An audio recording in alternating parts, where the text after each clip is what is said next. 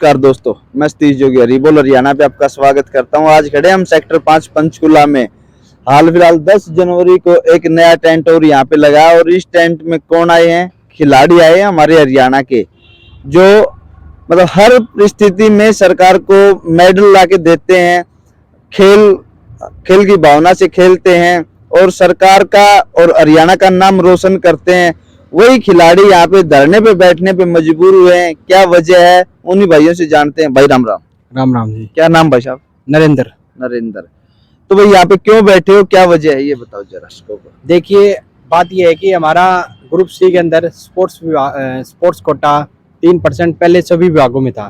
तो अभी सरकार ने हमारा स्पोर्ट्स कोटा ग्रुप सी का 3 विभागों तक सीमित कर दिया, पुलिस डिपार्टमेंट, खेल विभाग और एजुकेशन विभाग। अब पुलिस डिपार्टमेंट की बात की जाए तो उसमें एज 25 साल होती है। तो खिलाड़ी अगर नेशनल मेडल लेता है तो उसकी एज 25 पार क्रॉस हो जाती है। और कुछ पैरा खिलाड़ी है जो पुलिस के अंदर भाग नहीं ले सकते। उसके बाद स्पोर्ट्स विभाग है, उसमें NIS जैसे कि ये डिप्लोमे चाहिए अगर कोच लगने के लिए, तो वो मापदंड खिलाड़ी नहीं कर पाते। तीसरा है एजुकेशन विभाग। एजुकेशन विभाग में HTET, JBT और ये, तो अगर एक खिलाड़ी होगा तो उसके पास ये JBT और ये टेक्निकल डिग्री नहीं कर पाते। तो हमारी मांग ये है सरकार से, तो ग्रुप सी के अंदर जो पहले की तरह कोटा था 3%, वो सभी विभागों में लागू करे। मतलब इससे पहले ये जो कोटा था आपका खिलाड़ियों का, वो सभी विभागों में था, आपका कहने मतलब ये? जी, इससे पहले हमारा कोटा ग्रुप सी का सभी विभागों में था।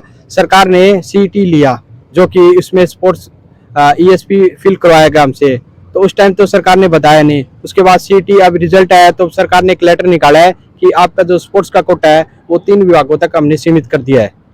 तो इस मामले को लेकर किसी प्रशासनिक अधिकारी से आपकी बात हुई है अभी तक? इस मामले को लेकर हमारी CM के पॉलिटिकल एडवाइजर श्री भारतभूषण भारती जी से मुलाकात हुई है। उन्होंने कहा है कि हम CM के सामने आपका मुद्दा रखेंगे और कोशिश करते हैं कि आपका जल्दी से जल्दी हल निकाला जाए।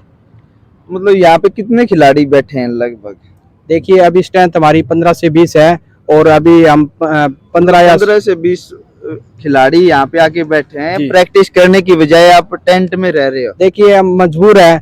अगर एक खिलाड़ी, हरियाणा खेलों का हब है और देश में सबसे ज्यादा मेडल हरियाणा के खिलाड़ी लाते हैं, और एक खिलाड़ी अपनी प्रैक्टिस छोड़कर यहाँ धरने पर बैठा है, तो सरकार की गलत रवैये से हम बड़े नाराज है और खिलाड़ी का खेलों में भी बहुत नुकसान हो रहा है इस टाइम। इससे कहीं ना कहीं खिलाड़ियों का मनोबल भी टूट रहा है। सबका मनोबल टूट रहा है एक दूसरे को देखकर, और सभी मेडलिस्ट खिलाड़ी है, नेशनल मेडलिस्ट खिलाड़ी है। अगर सरकार हमारा रोजगार मुहैया नहीं कराएगी तो खिलाड़ी क्यों प्रदेश के लिए मेडल लाएगा? आपके कहने का मतलब है कि खिलाड़ी को कहीं ना कहीं उसका भविष्य सुरक्षित करने के लिए एक गवर्नमेंट जॉब की आवश्यकता होती है, ताकि वो अपने बच्चों का पालन पोषण कर सके और देश के लिए अच्छे से खेल सके और मेडल लेके आ सके। बिल्कुल बिल्कुल जी। अगर खिलाड़ी देश का, प्रदेश का, हमारा पूरे विश्व में नाम रोशन करता है, तो खिलाड़ी ये चाहता है कि भविष्य मेरा सुरक्षित रहे, मेरे को रोजगार मिले, ताकि मैं अपना भविष्य सुरक्षित कर पाऊं। लेकिन अब सरकार ने 3 विभागों तक सीमित कर दिया है, तो ये हमारे लिए बिल्कुल खिलाड़ियों के लिए एक वो सरकार का गलत रवैया है। तो ये CT के लिए है, ग्रुप सी के लिए है, या सभी उसमें है? ग्रुप D में, A में, या क्लास? देखिए, पहले हमारा group A, B, C, D में कोटा था, तो सरकार ने ग्रुप A, B, C का मार्च के अंदर कोटा बंद कर दिया था। तो मार्च के दौरान हमने कुछ प्रदर्शन किए डिस्ट्रिक्ट वाइज, तो सरकार ने फिर कहा कि मार्च के अंदर कि हम आपका ग्रुप C के अंदर पहले की तरह 3% कोटा लागू करते हैं। लेकिन उसके बाद उन्होंने मौखिक बात की, कोई लेटर नहीं निकाला। अभी जैसे ही CET हुआ है, CET के बाद उन्होंने एक लेटर निकाला है कि आपका जो स्पोर्ट्स कोटा है वो ग्रुप C का, वो हम 3 विभागों तक देंगे। और इससे कहीं ना कहीं खिलाड़ियों में रोष है, जिसकी वजह से आप यहाँ पे धरने पे बैठे हो। तो मेरे कहने का मतलब ये है कि आप धरने पे तो बैठे हो, प्रैक्टिस आपकी डिस्टर्ब हो रही है, आप प्रैक्टिस कर नहीं पा रहे हो, तो कहीं ना कहीं नुकसान तो आपको ही है। देखिए, नुकसान, हम मेडल लाते हैं प्रदेश के लिए, अगर हमारा रोजगार ही सुरक्षित नहीं है तो हमारी इतनी मेहनत और इतनी हम प्रैक्टिस करते हैं तो उसमें क्या फायदा? हम सरकार से ये मांग चाहते हैं कि हम आपको और मेडल ला के देंगे, हमारा कम से कम रोजगार तो आप सुरक्षित रखें। देखिए, ये थे सेक्टर 5 पंचकुला से खिलाड़ी जो यहाँ पे बैठे हैं, धरने पे बैठे हैं।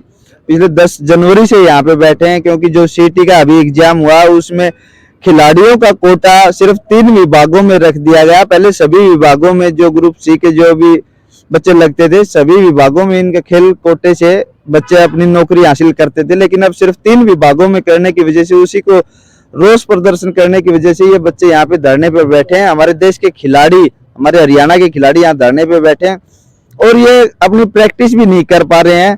तो इसकी वजह कहीं ना कहीं नुकसान हमारे हरियाणा को है, हमारे देश को है और इन बच्चों को भी है और सरकार को है ही है, क्योंकि सरकार की भी इसमें बदनामी है। तो मेरा सरकार से गुजारिश है, हाथ जोड़ के भी इन बच्चों की बात सुनी जाए, इन खिलाड़ियों की बात सुनी जाए।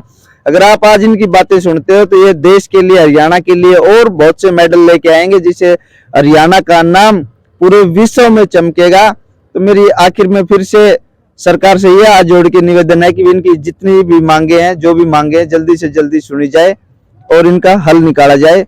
आगे की जो भी अपडेट होगी वो सबसे पहले हम देते रहेंगे। तब तक देखते रहें हरी बोल हरियाणा। नमस्कार।